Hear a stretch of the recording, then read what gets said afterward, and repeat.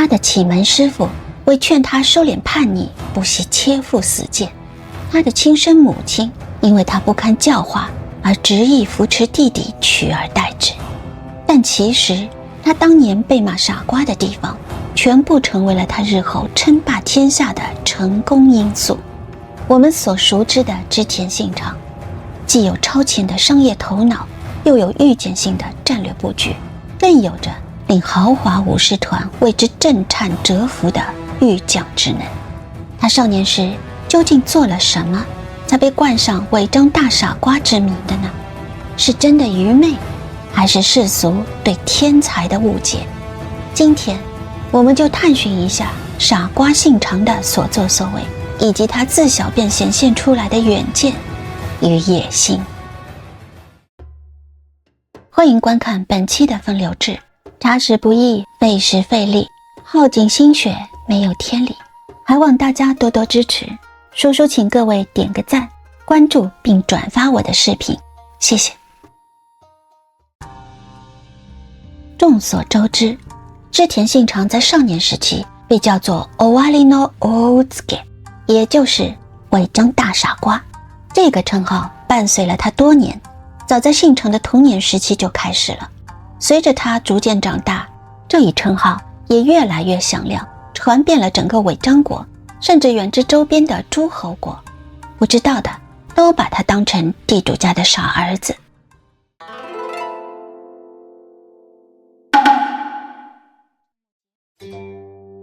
他最令人瞠目结舌的就是一身打扮。在战国时期，武家领主的打扮应该是这样的，而织田信长的打扮却是这样的。在武士阶层眼里，那就是个不堪入目啊。不光如此，信长甚至有时会赤着脚露出大半个身体，他的头发也从不梳理整齐，总是乱蓬蓬的，用一根红绳随便扎在脑后，远远望去就像是一个街头浪人，浪人都比他整齐。那在他爹妈和大臣眼里简直就成了要饭的了，哪里还像是织田家的嫡长子。更让人无法接受的是，信长的腰间从不佩戴象征身份的武士刀，而是挂满了各种杂物，譬如打火石带、葫芦、铃铛、小刀具，甚至还有饭团，一走起路来就叮当作响，显得十分可笑，简直就是对武家身份的亵渎。其次，信长举止粗野无礼，毫无武家体统，他自甘堕落，完全无视等级秩序，和自己的近士、下级武士、平民，甚至是街头的少年们勾肩搭背，打打闹闹。他常和这些人骑马奔跑，下河游泳，摔跤打架，还和他们一起在街头吃小吃喝米酒，边吃边闹。不仅站着吃东西，吃完还随意吐籽。这些行为在当时的武家看来都是极其粗野无礼的，根本不像是一个少主该有的样子。更让家臣们头疼的是，信长对武家所推崇的修养毫无兴趣。当时的武士都以精通茶道、连歌、书法、经典汉语著作为荣，这些也是衡量一个武士修养高低的重要标准。但信长却对这些东西嗤之以鼻，周围的人纷纷指责信长胸无点墨、粗鄙无知，更加认定了他是个傻瓜。就好比一个上市集团的未来董事长，流着鼻涕，邋里邋遢，还整天和混混玩在一块儿。作为现任董事长和公司员工会怎么想？肯定觉得这个公司以后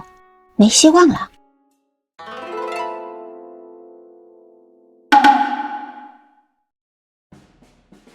信长十分痴迷于南蛮商品，也就是西洋舶来物，这也让旁人十分侧目。当时从南蛮进口的火枪数量稀少，技术也不够成熟，大多数武士都没有接触过，即使看到也都认为火枪操作复杂，不如刀枪，拿起来就能砍。但织田信长却不同，他从10岁时就开始对火枪产生了浓厚的兴趣，尤其是火枪的机械结构和射击方式。到了15岁后，他进一步意识到了火枪在战场上的巨大军事价值，不惜花费大量金钱从葡萄牙商人手中购买铁炮。他还专门组织人手研究火枪的使用方法和改良技术。除了火枪之外，只要是海外来的新鲜玩意儿，像火神枪、硝石、玻璃器皿、南蛮点心、钟表、西洋织物，他都想方设法的把这些新奇物资弄到手。最后，信长经常带着一群家臣跑到城外的空地去反复练习火枪射击，还会举办火枪比武大会，邀请家臣与下级武士参加。他不仅热衷马术，更迷恋各种军事游戏，会亲自带队做战争模拟，从队形阵列到假想作战全都亲身参与，玩得比谁都投入。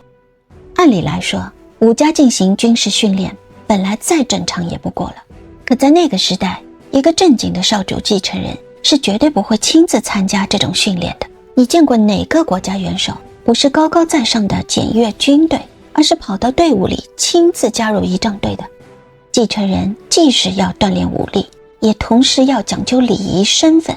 要稳重得体。而信长哪像个未来领主，在旁人看来这就是笑话，是不像样子的继承人。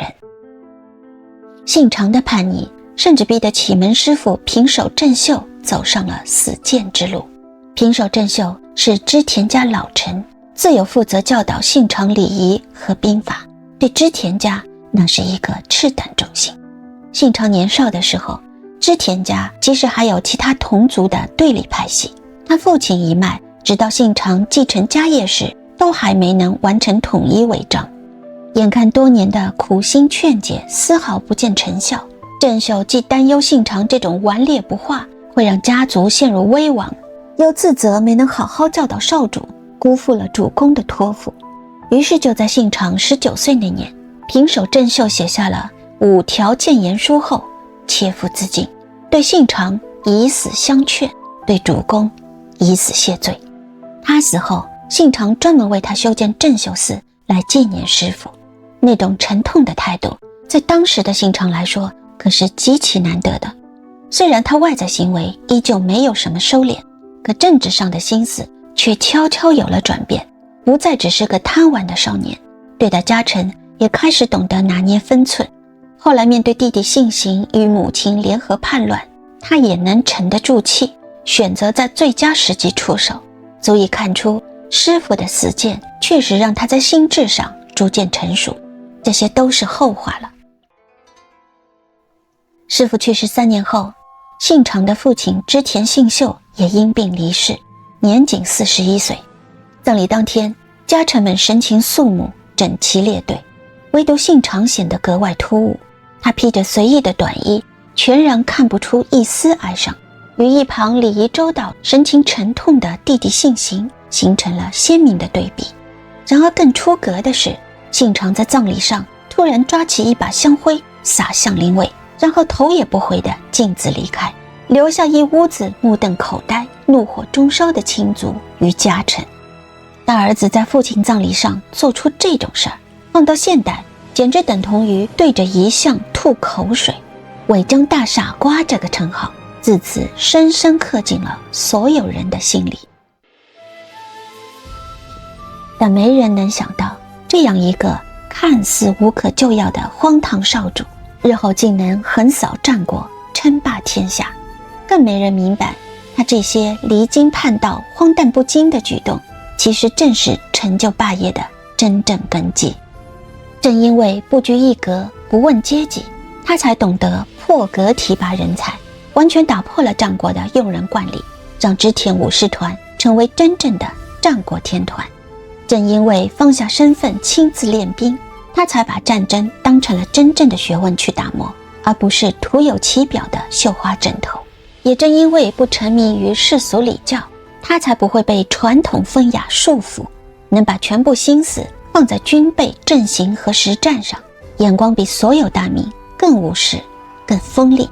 还是因为痴迷南蛮物品，他才能积极采用新式装备与海外新知，抢先抓住改变战局的关键，让织田家从装备到战术都走在了时代的最前端。更重要的是，他还拥有极为超前的商业头脑。他重视自由贸易，保护界町等商业都市，靠商税累积庞大军资，用经济实力支撑起庞大的战争机器。在别人只懂抢地抢人的时候，他就已经懂得用商业赚钱养兵，军事、经济、人才、科技4条线一起推进，恰恰也是他能一路扩张、称霸天下的重要底气。这让我想起来美国第9任总统哈里森，他少年时也曾经被人看成傻瓜，因为每当别人各拿出一张10美元和100美元让这个小孩选一个的时候，他总是只拿10美元，引得人们纷纷拿钱来测试，验证了他的愚笨后才心满意足地离开。但他却偷偷告诉另一个人说，只要我选了一次100美元，就再也不会有人给我钱了。而后起勃发正是织田信长最擅长的手段，是他隐藏锋芒、降低内耗、麻痹敌人，为后续的军政改革争取时间与空间的保护色。也正因如此，他的岳父有着美浓蝮蛇之称的斋藤道三，在第一次正式见到19岁的信长时，震惊地断言，日后斋藤家的子孙恐怕要为织田家牵马支鞭了。